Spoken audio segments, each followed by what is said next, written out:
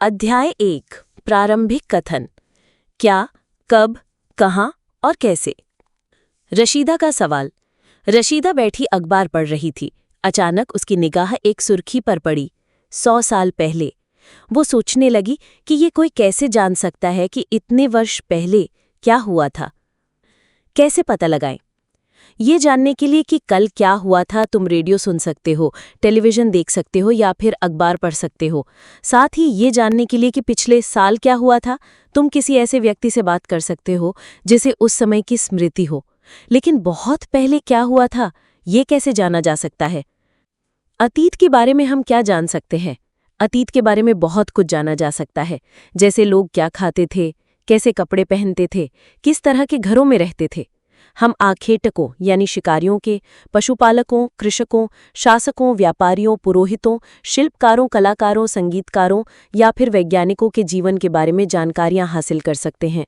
यही नहीं, हम ये भी पता कर सकते हैं कि उस समय बच्चे कौन से खेल खेलते थे, कौन सी कहानियां सुना करते थे, कौन से नाटक देखा करते थे या फिर कौन कौन सी गीत गाते थे।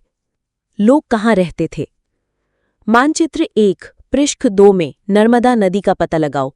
कई लाख वर्ष पहले से लोग इस नदी के तट पर रह रहे हैं।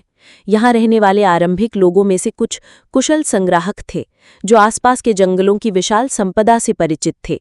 अपने भोजन के लिए वो जड़ों, फलों तथा जंगल के अन्य उत्पादों का यहीं से संग्रह किया करते थे। वे जानवरों का आखेट यानी शिकार भी करते थे। अब तुम उत्तर पश्चिम के सुलेमान और किरथर पहाड़ियों का पता लगाओ। इसी क्षेत्र में कुछ ऐसे स्थान हैं जहां लगभग 8000 वर्ष पूर्व स्त्री पुरुषों ने सबसे पहले गेहूं तथा जौ जैसी फसलों को उपजाना प्रारंभ किया। उन्होंने भेड़ बकरी और गाय बैल जैसे पशुओं को पालतू बनाना शुरू किया। ये लोग गांवों में रहते थे। उत्तर पूर्व में गारो तथा मध्य भारत में विंध्य पहाड़ियों का पता लगाओ। ये कुछ अन्य ऐसे क्षेत्र थे जहां कृषि का विकास हुआ, जहां सबसे पहले चावल उपजाया गया। वे स्थान विंध्य के उत्तर में स्थित थे। मानचित्र पर सिंधु तथा इसके सहायक नदियों का पता लगाने का प्रयास करो। सहायक नदियां उन्हें कहते हैं जो एक बड़ी नदी में मिल जाती हैं। लगभग 4700 वर्ष पूर्व इन्हीं नदियों के किनारे कुछ आरंभिक नगर फले फूले। गंगा व इसकी सहायक नदी सोन का पता लगाओ। गंगा के दक्षिण में पड़ोसी देशों को दर्शाता इन नदियों के आसपास का क्षेत्र प्राचीन काल में मगध यानी कि वर्तमान बिहार में नाम से जाना जाता था। इसके शासक बहुत शक्तिशाली थे और उन्होंने एक विशाल राज्य स्थापित किया था। देश के अन्य हिस्सों में भी ऐसे राज्यों की स्थापना की गई थी। लोगों ने सदैव उपमहाद्वीप के एक हिस्से से दूसरे हिस्से तक यात्रा की। कभी कभी हिमालय जैसे ऊंचे पर्वतों, पहाड़ियों, रेगिस्तान, नदियों तथा समुद्रों के कारण यात्रा जोखिम भरी होती थी। फिर भी ये यात्रा उनके लिए असंभव नहीं थी। अतः कभी लोग काम की तलाश में तो कभी प्राकृतिक आपदाओं के कारण एक स्थान से दूसरे स्थान जाया करते थे। कभी कभी सेनाएं दूसरे क्षेत्रों पर विजय हासिल करने के लिए जाती थीं। इसके अतिरिक्त व्यापारी कभी काफिले में तो कभी जहाज़ों में अपने साथ मूल्यवान वस्तुएं लेकर एक स्थान से दूसरे स्थान जाते रहते थे। धार्मिक गुरु लोगों को शिक्षा और सलाह देते हुए एक गांव से दूसरे गांव तथा एक कस्बे से दूसरे कस्बे जाया करते थे। कुछ लोग नए और रोचक स्थानों को खोजने की चाह में उत्सुकतावश भी यात्रा किया करते थे। इन सभी यात्राओं से लोगों को एक दूसरे के विचारों को जानने का अवसर मिला। आज लोग यात्राएं क्यों करते हैं? एक बार फिर से मानचित्र 1 को देखो। पहाड़ियां, पर्वत और समुद्र उपमहाद्वीप की प्राकृतिक सीमा का निर्माण करते हैं।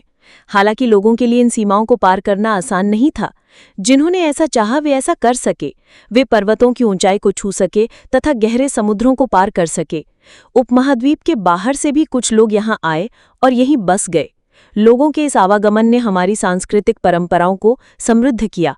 कई 100 वर्षों से लोग पत्थर को तराशने, संगीत रचने और यहाँ तक कि भोजन बनाने के नए तरीकों के बारे में एक दूसरे के विचारों को अपनाते रहे हैं। देश के नाम। अपने देश के लिए हम प्रायः इंडिया तथा भारत जैसे नामों का प्रयोग करते हैं।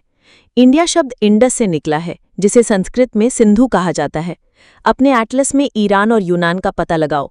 लगभग 2500 वर्ष पूर्व उत्तर पश्चिम की ओर से आने वाले ईरानी और यूनानियों ने सिंधु को हिंदोज अथवा इंदोज कहा और इस नदी के पूर्व में स्थित भूमि प्रदेश को इंडिया कहा।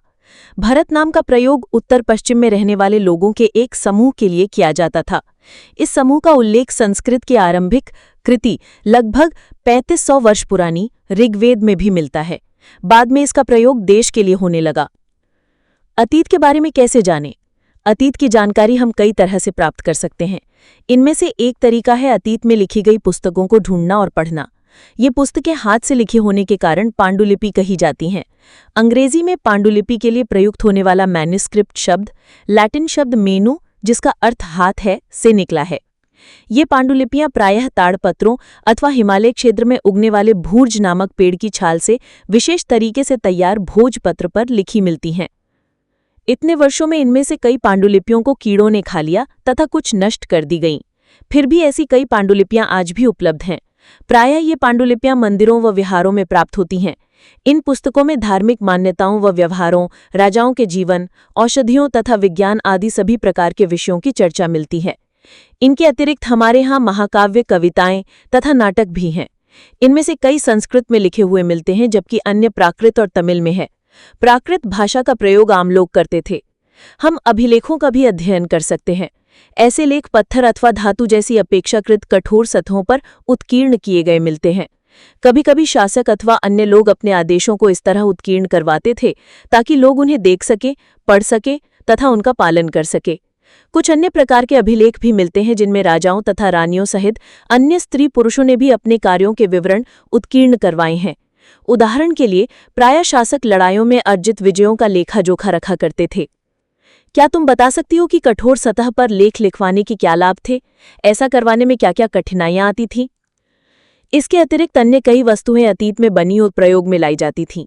ऐसी वस्तुओं का अध्ययन करने वाला व्यक्ति पुरातत्वविद कहलाता है। पुरातत्वविद पत्थर और ईंट से बनी इमारतों के अवशेषों, चित्रों तथा मूर्तियों का अध्ययन करते हैं। वे औजारों, हथियारों, बर्तनों, आभूषणों तथा सिक्कों की प्राप्ति के लिए छानबीन तथा खुदाई भी करते हैं।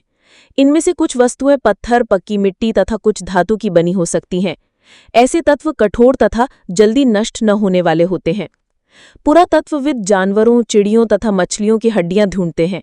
इससे उन्हें ये जानने में मदद मिलती है कि अतीत में लोग क्या खाते थे। वनस्पतियों के अवशेष बहुत मुश्किल से बच पाते हैं। यदि अन्न के दाने अथवा लकड़ी के टुकड़े जल जाते हैं तो वे जले हुए रूप में बचे रहते हैं।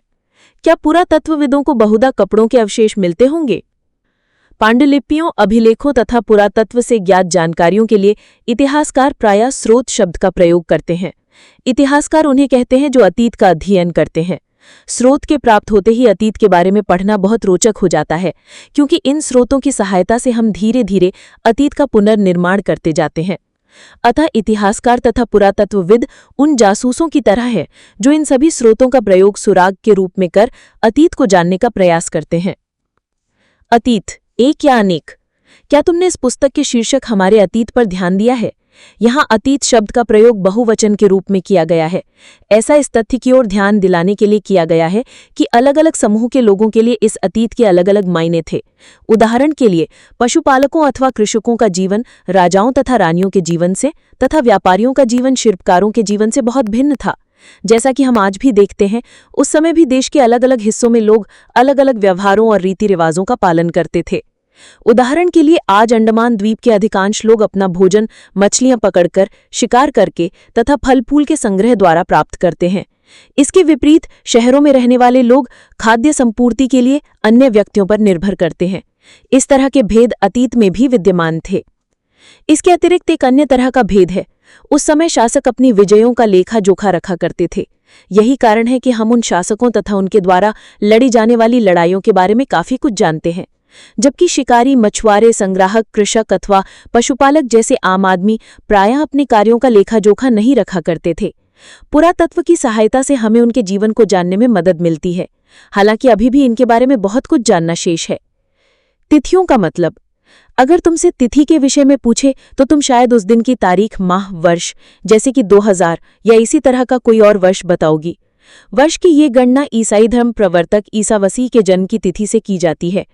अतः 2000 वर्ष कहने का तात्पर्य ईसा मसीह के जन्म के 2000 वर्ष के बाद से है। ईसा मसीह के जन्म के पूर्व की सभी तिथियां ईसा पूर्व यानी ईसा से पहले के रूप में जानी जाती हैं।